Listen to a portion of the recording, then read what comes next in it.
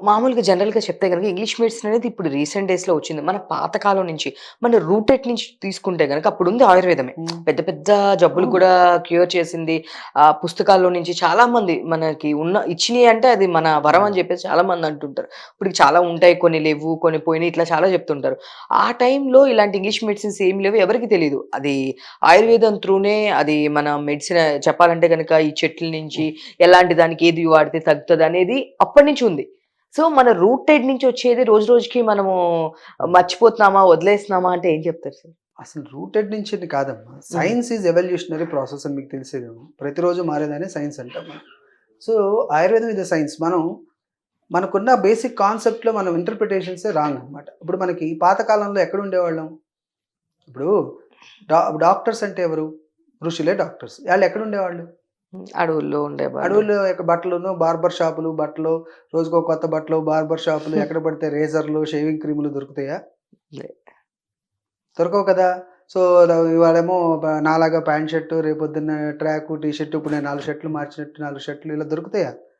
మరి దొరకవు కదా! సో, అడవుల్లో ఎక్కడుండేవాళ్ళు? వాళ్ళు అడవుల్లో ఉండేవాళ్ళు. ఏం దొరికితే ఆ కందమూల ఫలాలు తినేవాళ్ళు. గడ్డాలు, మీసాలు షేవింగ్ చేసుకోవడానికి లేక గడ్డాలు, మీసాలు పెంచేవాళ్ళు. ఉన్న 2 దోవతీలు అయ్యే ఉతుక్కుని అయ్యే కట్టుకునేవాళ్ళు. సో, దాని ఆహార్యం అలా ఉంది కాబట్టి, వాళ్ళు ఋషులు ఆయుర్వేదం చేసేవాళ్ళంటే ఆళ్ళే డాక్టర్స్ కాబట్టి వాళ్ళ ఆహార్యం అట్లా ఉంటుంది. వాళ్ళు ప్రతిరోజు రీసెర్చ్ చేసి, ప్రతిరోజు అడవుల్లో తిరిగి కొత్త మందులు కనిపెట్టి, కొత్త పుస్తకాలు రాసి, వాళ్ళు ప్రతిరోజు ఇప్పుడు ఎంత నాలెడ్జ్ అప్‌డేట్ అవుతుందో, వాళ్ళు కూడా అప్‌డేట్ చేసుకుంటూనే వచ్చారు. సో, మనమేమనుకుంటున్నాం ఋషులంటే ఆళ్ళు కళ్ళు మూసుకొని ఇట్లా దండం పెట్టుకొని ఏదో మందులు రాసేసారు అనుకుంటున్నాం. అక్కడే రాంగ్ అవుతుంది. సో, ఎప్పుడైతే మనం మన నాలెడ్జ్‌ని ఇప్పుడు మీ ఇంట్లో వాళ్ళు మీకిలా బొట్టు పెట్టుకోవాలని చెప్తేనే కదా మీకు తెలిసేది.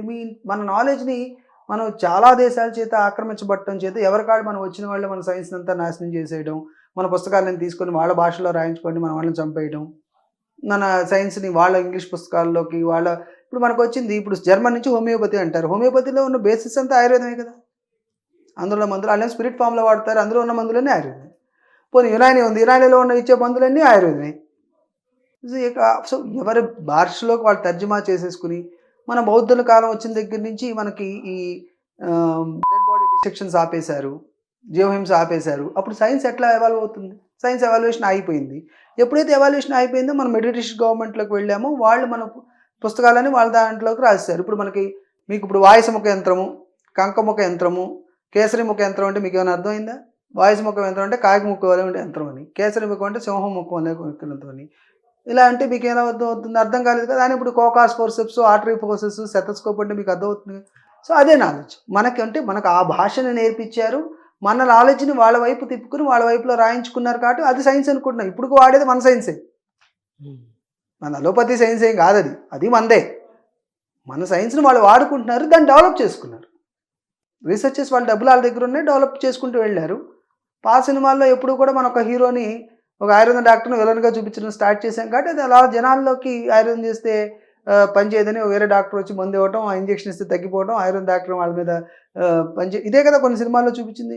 అది నిజమేననుకుని ఈ మాట మనలోకి ఎక్కిపోయింది. అంటే నేను అబ్జర్వ్ చేసింది. దానివల్ల సైన్స్ మెల్లమెల్లగా డెవలప్‌మెంట్ తగ్గిపోతూ వచ్చింది. ఎప్పుడైతే దాన్ని రీసెర్చెస్ డెవలప్‌మెంట్ తగ్గిపోతూ వచ్చిందో మనకి లుప్తం అయిపోతుంది సైన్స్ అంతే. సో, ఇప్పుడు కొన్ని కంపెనీస్ ఎక్కువ రావటం, అది కూడా ఏమవుతుంది కంపెనీసును మెడికల్ షాప్‌లోళ్ళు బాగుపడుతున్నారు కాబట్టి డాక్టర్ చదువుకున్నోడికి ఏమి ఉపయోగం రావట్లేదు.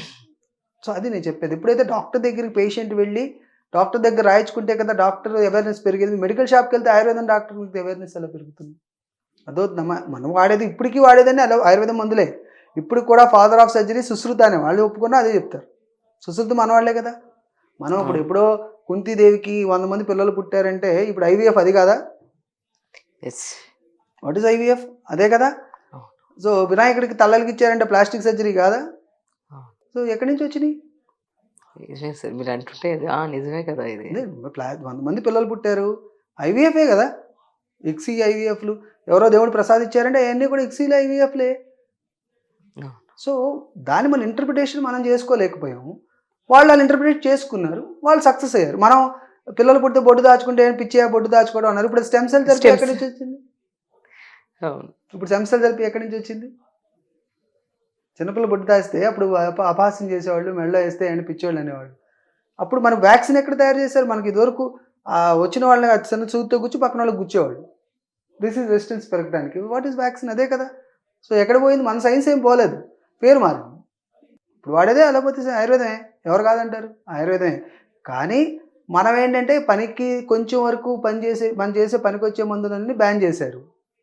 ఇప్పుడు మేము వాడితే ఈ హ్యూమన్ ప్రొడక్ట్స్ కింద, యానిమల్ ప్రొడక్ట్స్ కింద వస్తది. వాళ్ళు వాడేవే. కానీ ఎక్కడ అనట్లేదు.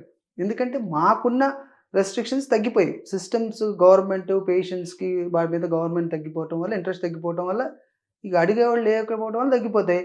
కంపెనీస్ అన్నీ కూడా అందుకే ఈజీగా మీరు చెప్పినట్టు gummies, hair oils, shampoos, cosmetic products మీద పడ్డారు. అది ఈజీ కదా! దిస్ ఈజ్ డయాగ్నోసిస్‌తో పని లేదు. అలా అలా ఆయుర్వేదం మెల్లమెల్లగా జనాలు దూరం అవుతుంది. ఇప్పుడిప్పుడు కొంచెం అవేర్‌నెస్ పెరుగుతుంది. కానీ ఈ అవేర్‌నెస్ సరిపోదు. డిసీజ్ ఓరియంటేషన్‌కెళ్ళి మన సిస్టమ్‌ని మనం అప్‌గ్రేడ్ చేసుకుంటే గాని అవుతుంది.